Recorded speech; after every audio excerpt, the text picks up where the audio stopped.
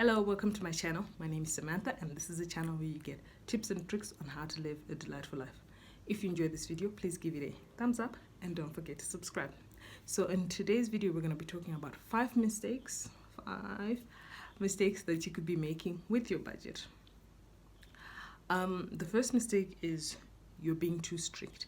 Now, it's probably because of the misconception about budgets. Budgets are strict, budgets are binding, budgets are tight, and then you want to follow along that gray. But you need to create some wiggle room in your budget.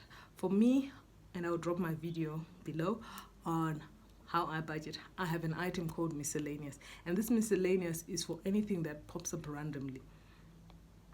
Maybe I have craving for pizza, maybe I met a friend up and they wanted coffee. Obviously, with the pandemic, there are slight changes with that, which brings me to my next point. You're not being patient. So you've been budgeting for a bit, 2 months, 3 months, maybe even a year, but you're not giving yourself a chance to let that budget work for you, because either you're not taking the time to do the budget, you're not seeing the benefits because you're like, I want benefits now, I want it now. Just give it time, change up your systems. Maybe there's something you need to do differently, which comes to point number 3. Maybe the budget itself is actually too complicated for you, and so because it's frustrating, there's so much going on, an Excel spreadsheet with pie charts and graphs and all those things, and you have no idea what's going on. Just leave it and look for something simpler.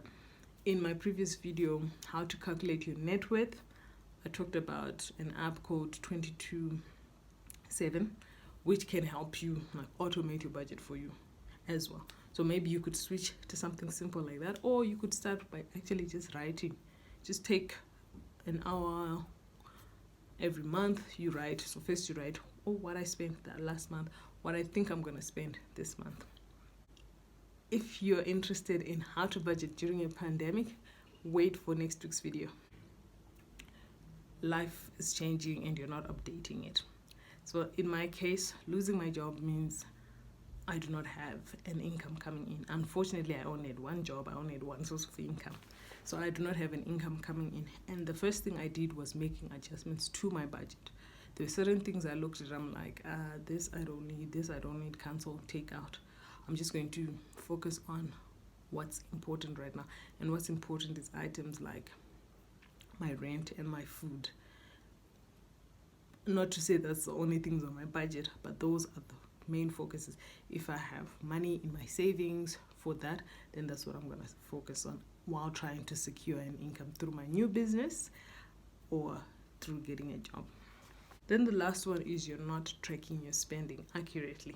This I notice mainly with cash items. So you withdraw cash at the ATM, or you do a cashback, which is cheaper by the way. You do a cashback in the supermarket, and then you go outside and you spend that cash. You spend it at places with no receipts. Like when you pay for parking, that when you go out, your ticket gets swallowed by the machine and you have no proof of how much you paid for parking. By the time you get home, or 2 days later, you forgot it. Or you pay the car guard, or you bought in those little like boutique stores or whatever, where you just pay cash, you get your items, or they write